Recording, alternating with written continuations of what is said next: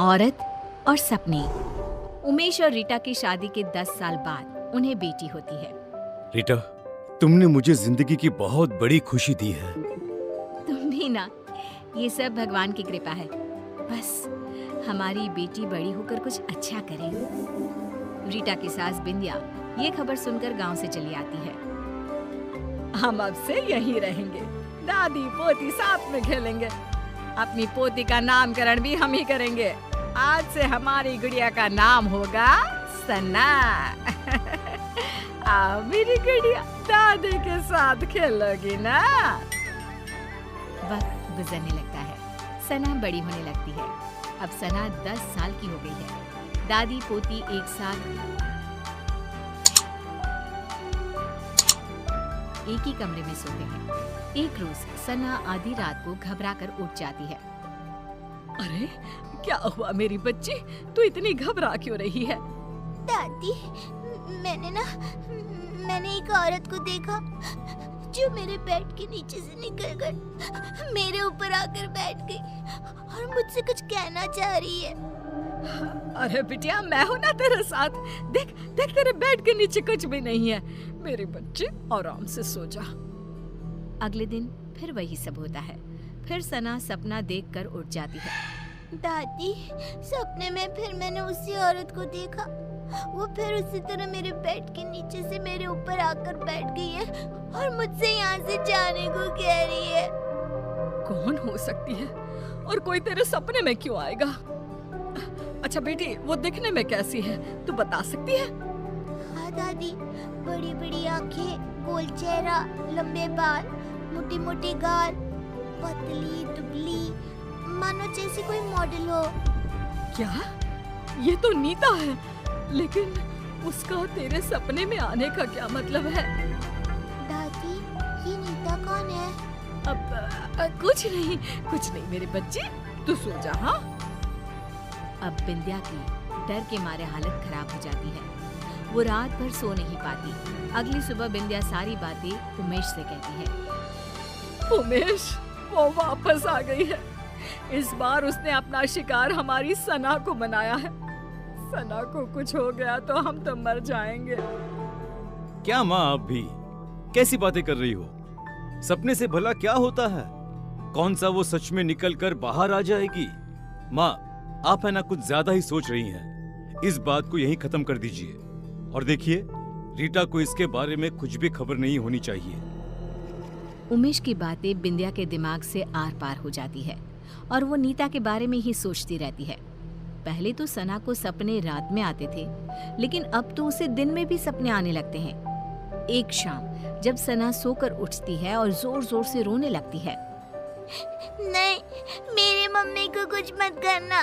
मैं वो सब करूंगी जो तुम कहोगी। क्या हुआ मेरी बच्ची, तू रो क्यों रही है? मम्मा, वो आपको मार देगी। वो रोज रात को मेरे सपने में आती है, कभी मेरे बेड के नीचे तो कभी मेरी अलमीरा के पीछे छिपी रहती है। क्या बोल रही है बेटा? मुझे कुछ समझ में नहीं आ रहा। कौन आ जाती है और मुझे क्यों कुछ करेंगे? मम्मा, एक औरत मेरे सपने में आती है, मेरे बेड के नीचे से निकलकर मेरे ऊपर आकर बैठ जाती है और कहती है ये उसका घर है, वो आपको मार देगी क्योंकि आपने उसकी जगह छीन ली है इस घर में। बेटा, ऐसा कुछ नहीं है और सपने ना सच नहीं होते। आपकी मम्मा को कोई नहीं मार सकता। रिया सना को तो शांत कर देती है, लेकिन उसके दिमाग में ये सब चलने लगता है और वो अपनी सास को ये सब बताती है। ये सब मुझे पता है रीटा। तब तो आपको ये भी पता होगा कि वो औरत कौन है जो सना के सपने में रोज आती है, और आपने मुझसे ये सब क्यों छुपाया? हमें कुछ नहीं पता बहू।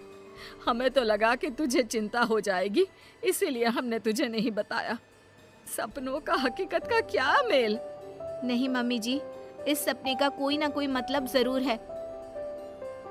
अगली सुबह रीटा और बिंदिया किसी पंडित को अपने घर बुलाते हैं और सना को झाड़ा दिलवाती हैं और उसे सारी बात बताती है। उस औरत की आत्मा भटक रही है और कहीं ना कहीं उस औरत का इस घर से कोई ना कोई संबंध जरूर है। सना बिटिया को ही इसका तोड़ निकालना होगा और उससे पूछना होगा वो क्यों आई है और वो क्या चाहती है। रीटा सना को समझाती है कि उसे उस औरत से सब कुछ पूछना होगा। जब सब सो जाते हैं और सना को सपने दिखने शुरू हो जाते हैं, तब वो देखती है कि अलमीरा के पीछे से वही औरत झांक रही है और पंखे के ऊपर आकर बैठ गई है और वो सना को दिख रही है।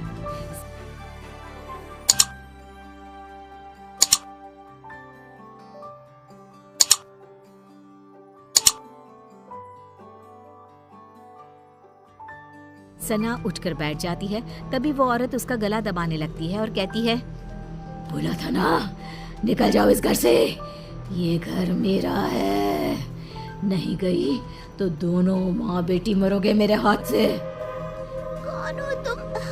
मुझसे और मेरी मम्मा से तुम्हारी क्या दुश्मनी है? इतने में ही सना डर से उठ जाती है और रोने लगती है। रीटा और बिंदिया उसके पास बैठी होती है। बेटा, तूने उससे पूछा या नहीं? इतने में ही उन लोगों को एक आवाज आती है, पूछा, लेकिन जवाब सुने बिना उठ गई, इसीलिए मुझे यहीं आना पड़ा।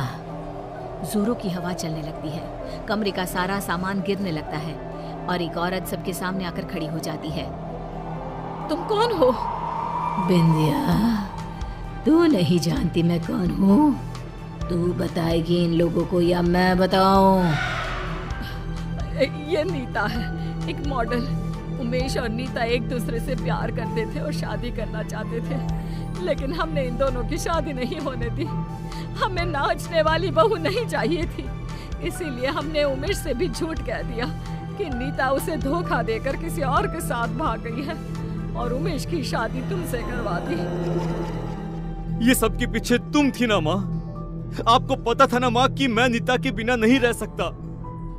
ऐसा क्यों किया माँ तुमने? क्यों? मुझे लगा उमेश ने मुझे धोखा दिया है, इसलिए मैंने अपनी जान दे दी और अब उसकी बेटी के सपने में आकर रीटा और सना को इस घर से निकलवाना चाहती थी, ताकि उमेश को ये एहसास हो सके कि किसी अपने का दूर जाना कैसा होता है। तुम्हारी गुनहगार तो मैं हूँ नीता, तुम मुझे मार दो और अपना बदला पूरा कर लो। मुझे माफ कर दो नीता, मैंने माँ की बातों पर भरोसा कर लिया और एक बार भी तुम्हारा पता लगाना जरूरी नहीं समझा। मुझे माफ कर दो। नहीं, अब मुझे किसी से कोई शिकवा नहीं है। जिससे मैंने प्यार किया वो आज भी मेरा है, ये जानकर ही मुझे शांति मिल गई। बिंदिया का मन ग्लानि से भर जाता है और वो खुद की जान ले लेती है। ये क्या कर दिया माँ तुमने? क्या कर दिया? एक बेकसूर की जिंदगी खत्म कर दी मैंने। अब मुझे जीने का कोई हक नहीं बचा। हमें माफ कर देना नीता। बिंदिया की मौत हो जाती है और नीता की आत्मा को शांति मिल जाती है। उमेश नीता को अपनी पहली पत्नी का दर्जा देकर उसकी तस्वीर अपने घर में लगवा देता है और सना और रीटा के साथ खुशी खुशी जीने लगता है।